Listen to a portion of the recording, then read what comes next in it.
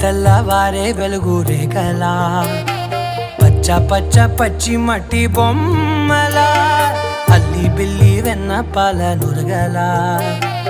అచ్చ తెలుగు ఇంటి పూల కొమ్మలా దేవదేవుడే పంపగా ఇలా దేవతే మా ఇంట అడుగే పెట్టెనంట బ్రహ్మ కళ్ళలో కాంతులే మా అమ్మలా మా కోసం మళ్ళీ లాలి పాడేనంట.